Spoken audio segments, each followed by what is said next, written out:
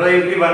तो इसके पहले लास्ट लेक्चर में जो है मैंने हेलो अल्केन्स कंप्लीट किया। आज जो है हम लोग हेलो एरीन्स को डिस्कस करेंगे। तो हेलो अल्केन्स में क्या था कि उसमें हेलोजन जो है कोई एलिफेटिक चेन से जुड़ा हुआ रहा था। अभी हेलो एरीन्स है, मतलब इसमें जो हेलोजन एटम है वो डायरेक्ट एरोमेटिक रिंग का कार्बन एटम से जुड़ा हुआ रहेगा। अब चूंकि एरोमेटिक कंपाउंड्स तो बहुत सारे होते हैं, लेकिन ज्यादा फैमिलियर हम लोग हैं बेंजीन के साथ। तो इन शॉर्ट हम लोग जाने कि यदि बेंजीन रिंग में कोई हेलोजन डायरेक्ट जुड़ा हुआ हो तो वैसे कंपाउंड को बोलेंगे हेलो एरीन या फिर हेलो बेंजीन। अच्छा, एरीन है, उससे यदि एक हाइड्रोजन निकाल दिया जाए, उसमें हेलोजन जोड़ दिया जाए तो उसे ही हम लोग बोलेंगे हेलो एरीन। एग्जांपल के लिए जैसे बेंजीन हो, ऐसा इससे एक हाइड्रोजन कम करके एक हेलोजन लगा दे तो बेंजीन रिंग में आ जाएगा हेलोजन एटम, और यहां से H जो है बाहर हो जाएगा, तो इसको हम लोग बोलेंगे हेलो बेंजीन। अभी X की जगह कोई हेलोजन एटम होगा, फ्लोरीन हो सकता है, क्लोरीन हो सकता है, ब्रोमीन हो सकता है, आयोडीन हो सकता है। तो यदि बेंजीन रिंग में कोई हेलोजन एटम जुड़ा हुआ रहे, हेलो बेंजीन कहलाएगा। और इस चैप्टर में मेनली हम लोग को हेलो बेंजीन को ही डिस्कस करना है पूरे चैप्टर में कि हेलो बेंजीन का प्रिपरेशन कैसे है, इसका प्रॉपर्टीज वगैरह क्या होते हैं, यही सब के बारे में डिस्कशन करना है। यदि नॉमेनक्लेचर की बात करें तो बेंजीन रिंग है ना, अब यहाँ X के जगह यदि फ्लोरीन है तो फ्लोरोबेंजीन, क्लोरीन आ जाए क्लोरोबेंजीन, ब्रोमीन आ जाए तो ब्रोमोबेंजीन, और आयोडीन आ जाए तो आयोडोबेंजीन। और नॉमेनक्लेचर में जो है बहुत सारा डिस्कशन किया है मैंने इसके नॉमेनक्लेचर के बारे में, तो आप लोग वहां से जाओ, इसको देखो। अब सपोज ऐसा दो हेलोजन जुड़ा हुआ है, Cl या फिर ऐसे Br या फिर दो सेम हेलोजन ऐसे रहे I। तो बेंजीन में जब एक से ज्यादा ग्रुप अटैच हो जाता है ना, तो उसके लिए वो प्रीफिक्स लगाते हैं ऑर्थो, मेटा, पारा। तो उसके लिए मैंने बताया है कि यदि दो ग्रुप 1-2 पोजीशन पे हो ऑर्थो कहलाता है, 1-3 पोजीशन पे हो मेटा कहलाता है, और 1-4 पोजीशन पे हो तो पारा कहलाता है। तो 1 और 1-2 पे है तो ऑर्थो, स्मॉल ओ से दिखलाएंगे ऑर्थो डाइक्लोरो बेंजीन। या फिर इस ऑर्थो का मतलब हुआ यहां 1-2, तो आप ऑर्थो डाइक्लोरो बेंजीन की जगह ऐसे लिख सकते हो 1-2 डाइक्लोरो बेंजीन। यहां देखो 1-2-3, 1-3 पे है, ऑब्वियसली इसका मेटा डाइब्रोमो बेंजीन। और लास्ट में 1-2-3-4, 1-4 पे है तो 1-4 को हम लोग बोलते हैं पारा, ये जाएगा पारा डाइआइडो बेंजीन। ऐसा ऑर्थो, मेटा, पारा का इस्तेमाल हम लोग तभी करेंगे जब दो सब्स्टिट्यूएंट बेंजीन रिंग में हो, और ये ऑर्थो का मतलब कि दोनों सब्स्टिट्यूएंट 1-2 पे है, मेटा का मतलब 1-3 पे है, और पारा का मतलब 1-4 पे है। अब इसमें जो है बेंजीन के सारे पोजीशन पे जो है हेलोजन हो सकता है इस टाइप का, ऐसा प्रत्येक कार्बन में जो है एक क्लोरीन लगा हुआ हो, ऐसा इसका क्या नाम हुआ हेक्साक्लोरोबेंजीन। हेक्साक्लोरोबेंजीन इसी से मिलता जुलता एक कंपाउंड है,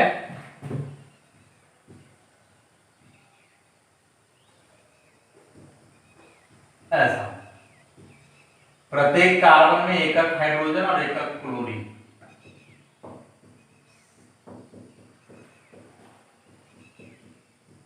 इस तरह का, इसका नाम हुआ बेंजीन हेक्साक्लोराइड।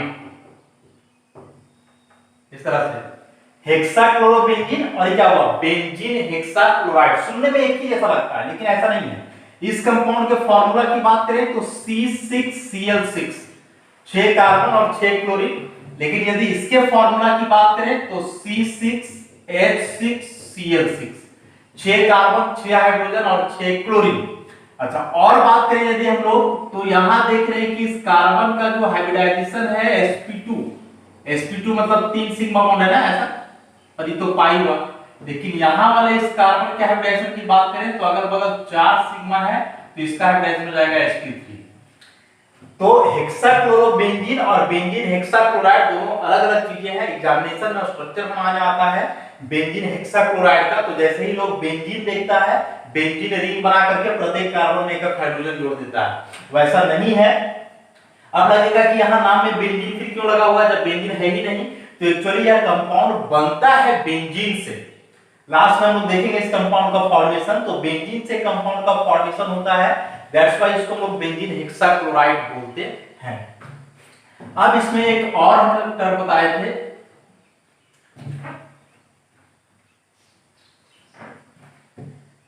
ऐसा कुछ कि बेंजीन में यदि CH3 ग्रुप हो तो इसे बोल रहे थे टॉल्विन।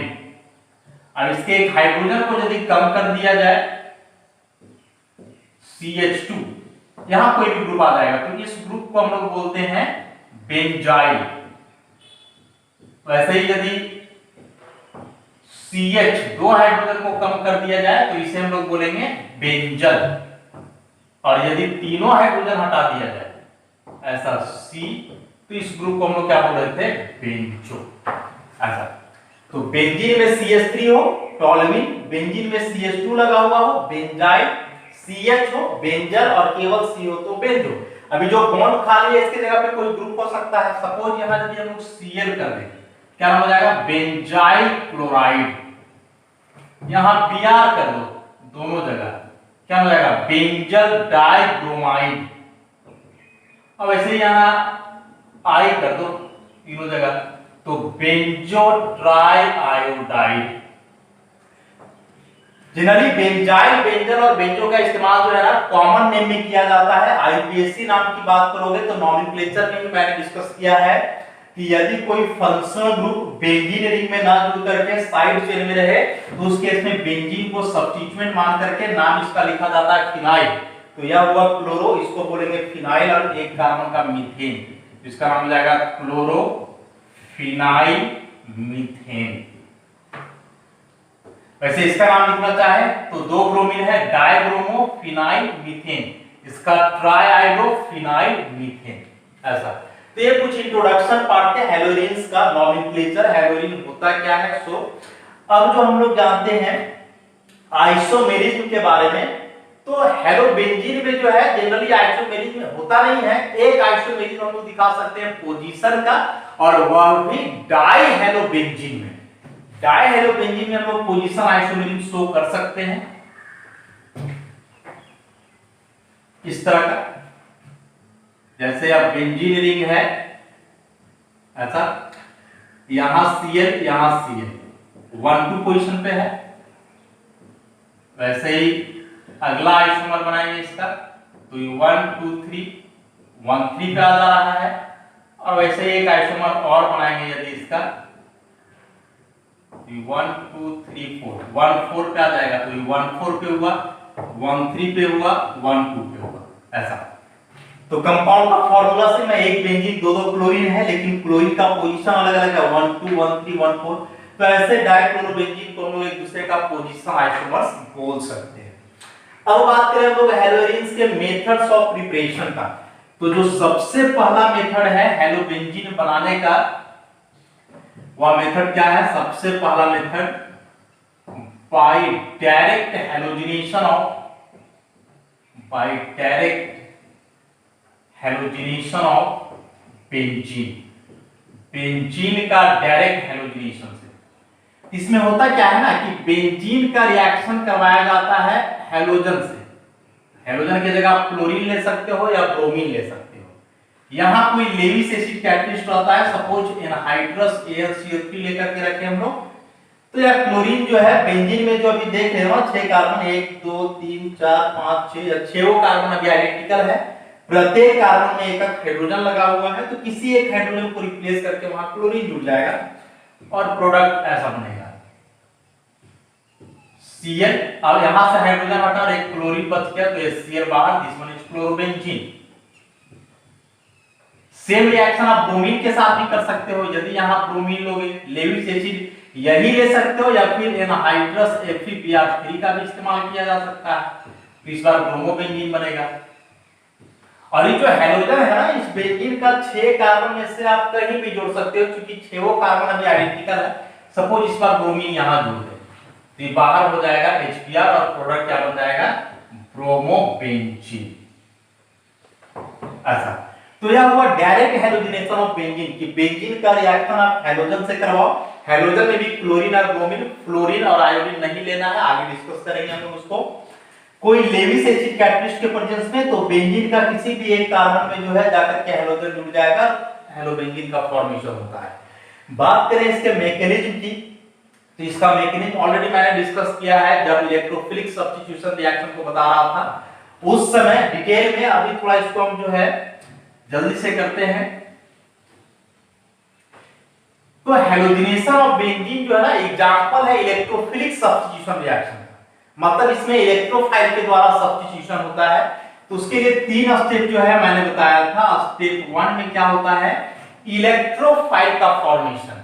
इलेक्ट्रोफाइल यहां जनरेट होता है, और इलेक्ट्रोफाइल कैसे बनता है, तो जिस हैलोजन को आप ले रहे हो ऐसा वो लेविस एसिड कैटलिस्ट से कंबाइन करेगा। यहां एल्युमिनियम का वैलेंस शेल में 6 इलेक्ट्रॉन है, 2 इस बॉन्ड से, 2 यहां और 2 यहां, 6 ही है, 8 होना चाहिए था। पेयर ऑफ इलेक्ट्रॉन एक्सेप्ट करना चाहेगा, दैट्स व्हाई इसको हम लोग बोलने वाले हैं लेविस एसिड। और रिएक्शन के दरमियान ये कैटलिस्ट का काम करेगा, इसको हम लोग बोलेंगे कैटलिस्ट।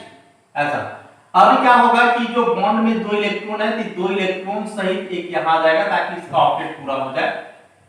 तो अब ये जो क्लोरीन बचा इस पर आ जाएगा पॉजिटिव। देखो इस क्लोरीन का भी 2 4 6 और 1 7 इलेक्ट्रॉन है ना, अभी जब बॉन्ड हट गया तो 6 ही बचा, वैलेंसी से एक कम, इसलिए इस पर एक आ जाएगा पॉजिटिव चार्ज। प्लस अभी जो AlCl3 है, ऐसा 3 क्लोरीन तो पहले से था, एक क्लोरीन और जुड़ जाएगा बॉन्ड से जाकर के, तो एल्युमिनियम पे अब आ जाएगा नेगेटिव, क्योंकि एल्युमिनियम का वैलेंस शेल में 3 इलेक्ट्रॉन होता है। यहां देखोगे 1 2 3 4 हो गया ना, एक बढ़ गया, इसलिए क्या आ जाएगा नेगेटिव। अभी जो क्लोरीन पे पॉजिटिव चार्ज आया ना, इसको हम बोलने वाले हैं chloronium ion, and this is the electrophile of the reaction. Positive charge आ गया, तो यह जो क्लोरोनियम आयन है यही इलेक्ट्रोफाइल है, यही अब बेंजीन रिंग में आगे अटैक करेगा, सिग्मा कॉम्प्लेक्स का फॉर्मेशन करेगा। तो अगला स्टेप यदि इसका हम लोग देखें, तो अगला स्टेप में क्या होता है कि जो बेंजीन रिंग हम लोग कंसीडर करते हैं, इसमें वह इलेक्ट्रोफाइल का अटैक होगा। स्टेप स्लो होता है, डिस्कशन किया है मैंने इसको। तो ये जो पाई इलेक्ट्रॉन है इससे जाकर के यहां अटैक होता है, तो ये क्या बनेगा,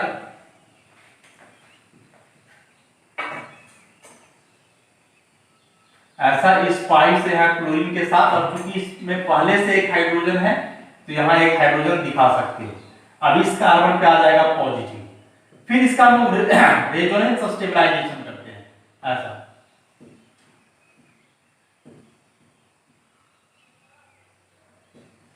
पॉजिटिव चार्ज ClH, फिर से इसको हम लोग आगे बढ़ाते रहते हैं, इस तरह से इसका रेजोनेंस स्टेबलाइजेशन दिखाते हैं। तो यहां ये जो बना ना, इसी को हम लोग बोलेंगे सिग्मा कॉम्प्लेक्स, जिसमें सबस्ट्रेट और इलेक्ट्रोफाइल के बीच सिग्मा बॉन्ड का फॉर्मेशन हो, सिग्मा कॉम्प्लेक्स का होता है। तो स्टेप 1 में इलेक्ट्रोफाइल बना क्लोरोनियम आयन, स्टेप 2 में इलेक्ट्रोफाइल का अटैक हुआ बेंजीन रिंग पे, तो ये यहां इलेक्ट्रोफाइल है, ऑब्वियसली बेंजीन रिंग यहां न्यूक्लियोफाइल के जैसा बिहेव करेगा। स्टेप स्लो होता है, स्लो क्यों होता है, क्योंकि रिएक्शन के दरमियान बेंजीन का एरोमेटिसिटी लॉस्ट हो जाता है, और एरोमेटिसिटी लॉस्ट होने के चलते यह स्टेप जो है स्लो होता है। और अब लास्ट स्टेप की बात करें, स्टेप 3, तो तीसरा स्टेप में क्या होता है कि यह जो सिग्मा कॉम्प्लेक्स बना है वह प्रोटॉन लॉस करता है। देखो यहां पॉजिटिव चार्ज HCl, अभी प्रोटॉन लॉस करेगा बॉन्ड यहां पे, और यह स्टेप होता है फर्स्ट, तो ये पहले के जैसा बन जाएगा इस तरह से, यहां Cl और H+ बाहर। अभी जो प्रोटॉन निकला है ना H प्लस, यह कंबाइन करेगा और AlCl4 माइनस से जाकर अभी बॉन्ड सहित क्लोरीन आ जाएगा H प्लस के पास, तो ये बन जाएगा Cl plus AlCl3 minus AlCl3 बाहर। तो चूंकि AlCl3 जो है कैटलिस्ट था ना, रिएक्शन में पार्टिसिपेट करना था, इसको रिएक्शन को आगे बढ़ाना था, लास्ट में वैसे ही अनकंज्यूम्ड हो जा रहा है, कैटलिस्ट के जैसा बिहेव कर रहा था यहाँ। तो बड़ा सिंपल सा मैकेनिज्म, 3 स्टेप का इलेक्ट्रोफिलिक सब्स्टिट्यूशन रिएक्शन कि स्टेप 1 में इलेक्ट्रोफाइल का जनरेशन, स्टेप 2 में वही इलेक्ट्रोफाइल एरोमेटिक रिंग में अटैक करके सिग्मा कॉम्प्लेक्स का फॉर्मेशन करेगा, जो स्टेप स्लो होता है क्योंकि बेंजीन रिंग का एरोमेटिसिटी लॉस्ट हो जाता है। एंड लास्टली स्टेप 3 में जो है वह सिग्मा कॉम्प्लेक्स प्रोटॉन लॉस करके प्रोडक्ट बनाएगा। स्टेप फास्ट क्यों? क्योंकि यहाँ बेंजीन का एरोमेटिसिटी वापस आ जा रहा है। इसको बहुत डिटेल में मैंने डिस्कस किया है इलेक्ट्रोफिलिक सब्स्टिट्यूशन रिएक्शन में कि एरोमेटिसिटी कैसे लॉस्ट होता है, तो वहां से इसको आप लोग रिकवर कर सकते हो। एंड फाइनली ये जो प्रोटॉन है वह इस AlCl4 माइनस से कंबाइन करके Cl और लेविस एसिड कैटलिस्ट जो है बाहर। तो यह इसका हुआ मैकेनिज्म। अब रिएक्शन में हम लोग जो है क्लोरीन का इस्तेमाल करेंगे, ब्रोमीन का इस्तेमाल करेंगे, आयोडीन और फ्लोरीन का नहीं। तो रीजन सेम है जो हेलोअल्केन में मैंने बताया था कि फ्लोरीन के साथ रिएक्शन डायरेक्ट ऑलमोस्ट हम लोग नहीं पढ़ते हैं। रीजन की जो कार्बन और फ्लोरीन का बॉन्ड होता है वह काफी स्ट्रांग होता है, चाहे फ्लोरीन का बॉन्ड तोड़ना हो चाहे फ्लोरीन का बॉन्ड बनाना हो, दोनों केस में वह एनर्जेटिकली फेवरेबल नहीं होता है। इसलिए फ्लोरीन के साथ बॉन्ड जो है या फ्लोरीन के साथ रिएक्शन हम लोग कंसीडर नहीं करते हैं। बचा आयोडीन। तो आयोडीन के साथ क्या प्रॉब्लम है कि यदि आप बेंजीन का डायरेक्ट आयोडीनेशन करवा देते हो ऐसा, तो ऑब्वियसली प्रोडक्ट बनेगा आयोडोबेंजीन और साथ में निकलेगा HI। अब HI के साथ यहां प्रॉब्लम है कि HI जब वेरी स्ट्रॉन्ग रिड्यूसिंग एजेंट मतलब क्या करता है कि आयोडोबेंजीन को वापस जो है रिड्यूस कर देता है बेंजीन में, ऐसा यहां हुआ है। इसका जो है देखोगे तो ऑक्सीडेशन हो रहा है, ऐसा आयोडीन जुड़ रहा है, इसका रिडक्शन हो रहा है, रिडक्शन। लेकिन इसी रिएक्शन को जब उल्टा लिखोगे ऐसा कि जो आयोडोबेंजीन बना है वह HI से कंबाइन कर जाएगा और बनाएगा बेंजीन प्लस I2, तो अब उल्टा हो जाएगा। अब यहां जो है इसका हुआ ऑक्सीडेशन और इस आयोडोबेंजीन का हुआ रिडक्शन। तो चूंकि HI जो है आयोडोबेंजीन को रिड्यूस कर दे रहा है, इसलिए HI को हम लोग यहां बोलेंगे रिड्यूसिंग एजेंट। तो HI एक पावरफुल रिड्यूसिंग एजेंट है जो आयोडोबेंजीन को वापस रिड्यूस कर देता है बेंजीन में, इसलिए इस रिएक्शन को करवाने का कोई मतलब नहीं बनता है। हाँ, यदि रिएक्शन कोई ऑक्सीडाइजिंग एजेंट के प्रेजेंस में करवाया जाए तो वह ऑक्सीडाइजिंग एजेंट क्या करता है, HI को डिस्ट्रॉय कर देता है। ऑक्सीडाइजिंग एजेंट में जो है हम लोग कोई भी ऑक्सीडाइजिंग एजेंट ले सकते हैं, जैसे HiO3 का इस्तेमाल किया जा सकता है। तो यदि इसको HI से कंबाइन करें हम लोग तो क्या करता है 3H2O प्लस 3I2, ऐसा HI को डिस्ट्रॉय कर देता है।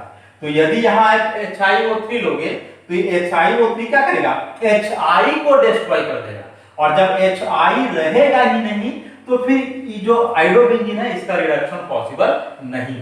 तो ये आयोडीन के साथ रहा। अब क्या है कि इसमें देखोगे कि हैलोजन यदि एक्सेस में इस्तेमाल करते हो, जैसे बेंजीन का हैलोजनेशन करवाया मैंने Cl2, यहां कोई Levi's acid catalyst anhydrous FeCl3, तो क्या बना क्लोरोबेंजीन प्लस HCl। अब यदि इस क्लोरोबेंजीन का फिर से हम लोग हैलोजनेशन करना है Cl plus Cl2 anhydrous FeCl3, तो क्या बनेगा प्रोडक्ट यहां ऐसा। स्टार्टिंग में तो कोई प्रॉब्लम नहीं था ना, क्योंकि यहां बेंजीन का 6 का 6 कार्बन आइडेंटिकल है। लेकिन जब बेंजीन में एक हैलोजन ऑलरेडी जुड़ गया है तो जो मोनो सब्स्टिट्यूटेड बेंजीन होता है ना, तो उसका बाकी बचा हुआ 5 कार्बन आइडेंटिकल नहीं होता है। क्यों नहीं है, तो ये 1 2 3 4 5 6 1 2 है, तो इस पोजीशन को हम लोग बोलेंगे ऑर्थो पोजीशन, 1 3 है मेटा बोलेंगे, और इसको हम लोग बोलने वाले हैं पारा। तो अब जब हैलोजिनेशन करवाओगे तो क्वेश्चन राइज होता है कि नेक्स्ट हैलोजन कहां जुड़ेगा, इस ऑर्थो पे जुड़ेगा, इस मेटा पे जुड़ेगा या पारा पे जुड़ेगा, कहीं भी तो नहीं जुड़ सकता है, कहीं आपको एक जगह जोड़ना होगा या फिर देख करके कि कहां जुड़े इसको ऑर्थो मेटा पारा में। तो इसके लिए जो है हम लोग क्लोरोबेंजीन का रेजोनेंस कंसीडर करेंगे। क्लोरोबेंजीन का यदि आप रेजोनेंस देखोगे ऐसा, क्लोरीन पे यहां 3 लोन पेयर होता है, लोन पेयर है इसका मतलब इसमें प्लस आर इफेक्ट होगा।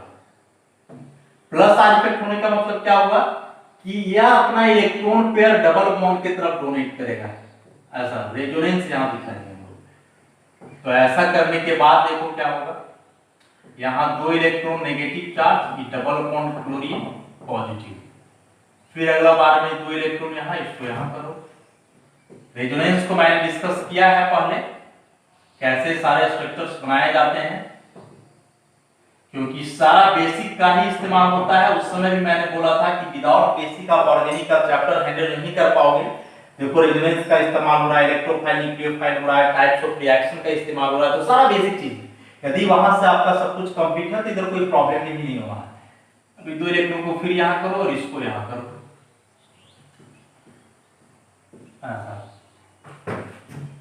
तो यहां फिर यहां 2 इलेक्ट्रॉन नेगेटिव चार्ज, यहां डबल बॉन्ड क्लोरीन पॉजिटिव। तो इस सारे रेजोनेटिव स्ट्रक्चर के आधार पर यदि इसका हम रेजोनेंस हाइब्रिड बनाना चाहें ऐसा, तो इस तरह का हाइब्रिड बन सकता है कि बेंजीन में जो एक हैलोजन जुड़ा हुआ है, क्योंकि वह हैलोजन के पास 3 लोन पेयर है, प्लस आर इफेक्ट है, प्लस आर इफेक्ट के द्वारा क्या करेगा कि अपना इलेक्ट्रॉन जो है ये डोनेट करेगा बेंजीन रिंग की तरफ, और ऐसा करने से बेंजीन में इलेक्ट्रॉन डेंसिटी बढ़ जाएगा, और जब इलेक्ट्रॉन डेंसिटी बढ़ जाएगा तो नेगेटिव चार्ज आएगा। लेकिन एक स्ट्रक्चर से हम लोग यह भी देख रहे हैं ना कि जो नेगेटिव चार्ज आ रहा है सब जगह नहीं आ रहा है। इस स्ट्रक्चर की बात करें तो ऑर्थो पे है, यहां बात करें तो पारा पे है, और फिर यहां बात करें तो ऑर्थो पे है। तो नेगेटिव चार्ज बेंजीन रिंग में आ भी रहा है तो कहां आ रहा है, ऑर्थो पे और पारा पे। अब चूंकि नेगेटिव चार्ज ऑर्थो और पारा पे है, इसका मतलब इलेक्ट्रॉन डेंसिटी ऑर्थो और पारा पे ही बढ़ रहा है, तो जो आने वाला इलेक्ट्रोफाइल होगा ऑब्वियसली वो ऑर्थो और पारा पे ही जुड़ेगा। इलेक्ट्रोफाइल मतलब जिसको इलेक्ट्रॉन चाहिए, तो इलेक्ट्रॉन ज्यादा जहां रहेगा ऑब्वियसली वो वहीं जाकर के जुड़ेगा। तो इलेक्ट्रॉन अधिक हो रहा है ऑर्थो और पारा पे, इसलिए जो आने वाला इलेक्ट्रोफाइल है, मतलब जब इसका फर्दर हैलोजिनेशन करवाओगे तो यह हैलोजन जाकर के इस ऑर्थो पे जुड़ेगा या फिर यहां पारा पे जुड़ेगा। अब बात है कि ऑर्थो और पारा दोनों में से मेजर कौन होगा, ज्यादा कौन बनेगा, ऑर्थो प्रोडक्ट ज्यादा बनेगा या पारा ज्यादा बनेगा। तो उसका रीजन देखो क्या है, रेजोनेटिव स्ट्रक्चर से यदि आप देखते हो तो ऑर्थो में 2-2 बार नेगेटिव चार्ज आ रहा है और पारा में एक ही बार नेगेटिव चार्ज आ रहा है। तो यहां से तो हम लोग को यही लगेगा ना कि ऑर्थो पे 2-2 बार नेगेटिव चार्ज आ रहा है, इसका मतलब ऑर्थो ज्यादा बनना चाहिए, पारा पे एक ही बार नेगेटिव चार्ज आ रहा है, इसका मतलब पारा कम बनना चाहिए। लेकिन ऐसा नहीं है, para product is the major and ortho is the minor. तो पारा ज्यादा कैसे बन जाता है, सो देखो क्लोरीन का यहाँ प्लस आर इफेक्ट है, ये तो आप देख लीजिए। अभी जो क्लोरीन है ना, इसका इलेक्ट्रोनेगेटिविटी तो कार्बन से ज्यादा होता है 3.0, और कार्बन का इलेक्ट्रोनेगेटिविटी हम लोग लेते हैं 2.5 ऐसा। अब चूंकि क्लोरीन का इलेक्ट्रोनेगेटिविटी कार्बन से अधिक है, तो इस केस में क्या होगा ना कि इस क्लोरीन का माइनस आई इफेक्ट भी होगा, और माइनस आई इफेक्ट के चलते क्या होगा कि सिग्मा बॉन्ड का इलेक्ट्रॉन को विड्रॉ करेगा, ऐसा सिग्मा बॉन्ड का इलेक्ट्रॉन को विड्रॉ करने वाला। अब जाहिर सी बात है कि सिग्मा बॉन्ड का इलेक्ट्रॉन विड्रॉ करेगा तो सबसे ज्यादा इलेक्ट्रॉन किसका विड्रॉ करेगा, बगल वाले का, ये ऑर्थो का, और इधर भी है तो इसका। ये जो पारा वाला है तो दूर है ना, और हम लोग पढ़े कि जो इंडक्टिव इफेक्ट है वह डिस्टेंस बढ़ने से घटता है। तो क्लोरीन का दोनों बात हुआ, प्लस आर और माइनस आई। प्लस आर के थ्रू अपना इलेक्ट्रॉन बेंजीन को देगा, लेकिन माइनस आई के थ्रू सिग्मा इलेक्ट्रॉन को विड्रॉ करेगा। अब चूंकि आई इफेक्ट जो है डिस्टेंस पे डिपेंड करता है, तो जो अगल बगल वाले बॉन्ड है उसका इलेक्ट्रॉन सबसे ज्यादा विड्रॉ करेगा। तो अगल बगल में ऑब्वियसली ऑर्थो पोजीशन पे है, पारा तो बहुत दूर है, तो पारा का जो सिग्मा इलेक्ट्रॉन है उसको क्लोरीन उतना ज्यादा विड्रॉ नहीं करेगा। तो ये प्लस आर और माइनस आई दोनों इफेक्ट को कंबाइन करके देखोगे तो रिजल्ट आएगा कि पारा पे इलेक्ट्रॉन डेंसिटी ज्यादा होगा किसकी तुलना में, ऑर्थो की तुलना में। इसलिए पारा प्रोडक्ट ही मेजर होता है। या इससे भी अलग देखोगे तो अस्टेरिक फैक्टर यहां पे आता है। अस्टेरिक फैक्टर क्या आता है कि यदि दो क्लोरीन को 1,2 पोजीशन पे आप जोड़ते हो और उसी केस में यदि दो क्लोरीन को आप 1,4 पे जोड़ते हो तो ये ग्रुप पे देखो यहां डिस्टेंस ज्यादा है और यहां देखो अगल बगल है ऐसा। तो इसमें अगल बगल होने के चलते क्या होगा ना कि इसमें अस्टेरिक रिपल्सन होगा, अस्टेरिक रिपल्सन होगा। और इसमें ग्रुप एक दूसरे से काफी दूर है तो इसमें कोई रिपल्सन नहीं या फिर उतना ज्यादा रिपल्सन नहीं होगा। तो यहाँ अस्टेरिक रिपल्सन के चलते भी जो है इसका स्टेबिलिटी कम हो जाएगा और यह प्रोडक्ट जो है माइनर अमाउंट में बनेगा। तो दोनों फैक्टर या तो आप इलेक्ट्रॉनिक फैक्टर भी देख सकते हो या फिर यहाँ से अस्टेरिक फैक्टर भी देख सकते हो। दोनों फैक्टर के आधार पर जो है पारा प्रोडक्ट डोमिनेट करेगा और ऑर्थो प्रोडक्ट कम बनेगा। एक तो इलेक्ट्रॉन डेंसिटी भी यहाँ कम हो जा रहा है ऑर्थो पे माइनस आई इफेक्ट के चलते, और दूसरा जो अगल बगल ग्रुप हो जा रहा है उसके चलते रिपल्सन होगा जिसको हम लोग अस्टेरिक रिपल्सन बोलेंगे। तो ये दोनों फैक्टर के आधार पे पारा प्रोडक्ट मेजर बनेगा और ऑर्थो प्रोडक्ट इसमें माइनर होगा। तो यदि आप इसका रिएक्शन ऐसे करवाते तो यदि क्लोरोबेंजीन का फर्दर इलेक्ट्रोफिलिक सब्स्टिट्यूशन रिएक्शन हम लोग करवाएं मतलब फर्दर हैलोजिनेशन करवाएं तो अभी डिस्कशन के आधार पर जो है हम लोगों ने देखा कि इस केस में ऑर्थो पारा दो प्रोडक्ट बनेगा और पारा प्रोडक्ट मेजर। ऐसे यदि यह पोजीशन 1 है इसको 2 3 4 माना जाए तो अगला बार जो क्लोरीन जुड़ेगा 2 पे जुड़ेगा ऑर्थो बनाने के लिए, एक बार 4 पे जुड़ेगा पारा बनाने के लिए और पारा प्रोडक्ट मेजर हो जाएगा, ऑर्थो प्रोडक्ट जो है इसमें माइनर। तो याद रखोगे कि यदि हैलोबेंजीन का फर्दर हैलोजिनेशन करवाया जाए तो वो जो फर्दर हैलोजन एटम है ऑर्थो या फिर पारा पे जुड़ेगा। रीजन ऑलरेडी हमने एक्सप्लेन किया है। अब इसमें एक बात करें हम लोग side chain halogenation. Side chain halogenation यहां जो है अल्काइल बेंजीन ले सपोज मिथाइल बेंजीन या इसी को टॉल्यूइन बोल रहे हैं, दो केस है हैलोजिनेशन करवाएं एनहाइड्रस AlCl3 के प्रेजेंस में और एक यहां हैलोजिनेशन करवाएं सनलाइट के प्रेजेंस में। तो जब यहां एनहाइड्रस AlCl3 रहेगा ना लेविस एसिड कैटलिस्ट तो इस केस में जो है न्यूक्लियर हैलोजिनेशन होगा, न्यूक्लियर हैलोजिनेशन। और यदि यहां सनलाइट रहे तो साइड चेन हैलोजिनेशन। और जो साइड चेन हैलोजिनेशन है वह कहां होगा, कहां होगा तो at benzylic carbon atom, at benzylic carbon atom. बहुत इंपॉर्टेंट है कि यदि अल्काइल बेंजीन का हैलोजिनेशन लेविस एसिड कैटलिस्ट के प्रेजेंस में करवाओगे तो न्यूक्लियर हैलोजिनेशन मतलब ये जो हैलोजन है वह जाकर के न्यूक्लियस मतलब बेंजीन न्यूक्लियस में जुड़ेगा। तो बेंजीन न्यूक्लियस में कहां जुड़ेगा तो देखो CH3 भी जो है ना इलेक्ट्रॉन डोनेटिंग ग्रुप होता है। तो देखो बेंजीन रिंग में जो यहाँ CH3 ग्रुप लगा हुआ है ना इलेक्ट्रॉन डोनेटिंग ग्रुप है alkyl group, and electron donating group जो है ऑर्थो पारा डायरेक्टिंग ग्रुप होता है। ऑर्थो पारा डायरेक्टिंग ग्रुप इसको एक्सप्लेन किया है मैंने। ऑर्थो पारा डायरेक्टिंग ग्रुप मतलब होगा क्या कि जब इसका हैलोजिनेशन करवाओगे तो यह हैलोजन भी कहां जुड़ेगा ऑर्थो पे और पारा पे। Obviously para product is the major one. तो यदि इसका प्रोडक्ट हम लोग यहां बनाएंगे दो प्रोडक्ट बनेगा ऐसा CH3Cl प्लस CH3 और एक यहां पारा पे जुड़ेगा और पारा वाला प्रोडक्ट जो है मेजर हो जाएगा और ये ऑर्थो प्रोडक्ट जो है माइनर हो जाएगा 1 2 3 4। तो यदि अल्काइल बेंजीन का आप न्यूक्लियर हैलोजिनेशन करवाते हो लेविस एसिड कैटलिस्ट के प्रेजेंस में तो हैलोजन एटम जाकर के ऑर्थो और पारा पे जुड़ेगा और इस केस में जो पारा प्रोडक्ट है वह मेजर होगा, ऑर्थो प्रोडक्ट जो है वह माइनर होगा। लेकिन यदि इसी का हैलोजिनेशन आप सनलाइट में करवाते हो तो बोला साइड चेन हैलोजिनेशन मतलब बेंजीन में हैलोजन नहीं जुड़ेगा। इस बार हैलोजन कहां जुड़ेगा जो साइड में कार्बन है उसमें, और किस कार्बन में बेंजाइलिक कार्बन। बेंजाइलिक कार्बन मतलब वह कार्बन जो डायरेक्ट बेंजीन रिंग से जुड़ा हुआ है ऐसा।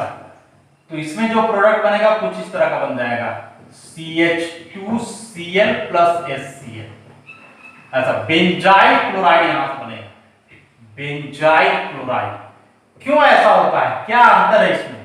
तो देखो जब यहाँ एनहाइड्रस AlCl3 रहता है ना, लेविस एसिड कैटलिस्ट, तो इस केस में यह इलेक्ट्रोफिलिक सब्स्टिट्यूशन रिएक्शन होता है, इलेक्ट्रोफिलिक सब्स्टिट्यूशन रिएक्शन। लेकिन जब यहाँ आप सनलाइट लोगे तो इस केस में इलेक्ट्रोफिलिक सब्स्टिट्यूशन रिएक्शन ना होकर के बल्कि यहाँ होता है फ्री रेडिकल सब्स्टिट्यूशन रिएक्शन। ऐसा, यही दोनों में अंतर है कि यदि सनलाइट के प्रेजेंस में हैलोजिनेशन करवाते हो, साइड चेन हैलोजिनेशन होगा जो कि एक फ्री रेडिकल सब्स्टिट्यूशन रिएक्शन है। लेकिन यदि लेविस एसिड कैटलिस्ट के प्रेजेंस में करवाओगे तो न्यूक्लियर हैलोजिनेशन होगा जो कि एक इलेक्ट्रोफिलिक सब्स्टिट्यूशन रिएक्शन है। मतलब यहाँ फ्री रेडिकल के द्वारा सब्स्टिट्यूशन होगा, हैलोजन यहाँ फ्री रेडिकल का काम करेगा, और इस केस में जो है हैलोजन इलेक्ट्रोफाइल का काम करेगा, पॉजिटिव चार्ज रहेगा, इसलिए इसको हम लोग इलेक्ट्रोफिलिक सब्स्टिट्यूशन रिएक्शन बोलेंगे। अब इसमें अलग केस देखोगे कि अल्काइल ग्रुप यदि मिथाइल के अलावे कुछ हो, ऐसा सपोज यहां मिथाइल के अलावे आप इथाइल ले लो CH2CH3 और इसका यहां हैलोजिनेशन करवाओ सनलाइट से, उसी प्रकार से आप यहां आइसोप्रोपाइल भी ले सकते हो Cl2H और सेम केस में जो है टर्शियरी ब्यूटाइल ग्रुप भी ले सकते हो, ऐसा।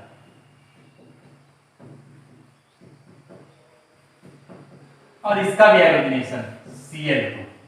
बेंजाइलिक कार्बन को बस आइडेंटिफाई करना है, तो बेंजीन से जो कार्बन जुड़ा हुआ है बेंजाइलिक कार्बन, बेंजाइलिक कार्बन, यहां भी बेंजाइलिक कार्बन।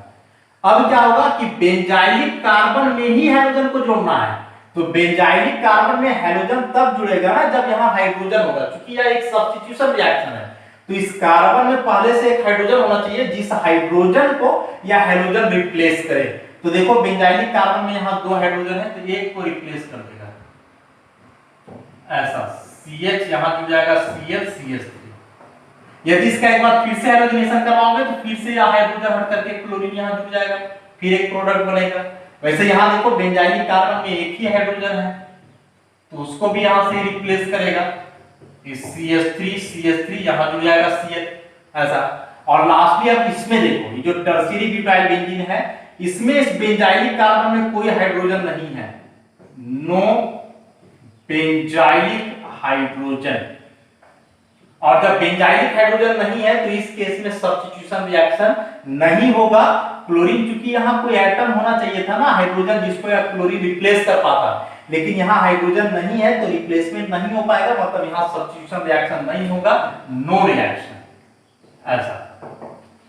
तो याद रखना है कि साइड चेन हैलोजिनेशन हमेशा बेंजाइलिक कार्बन में होगा।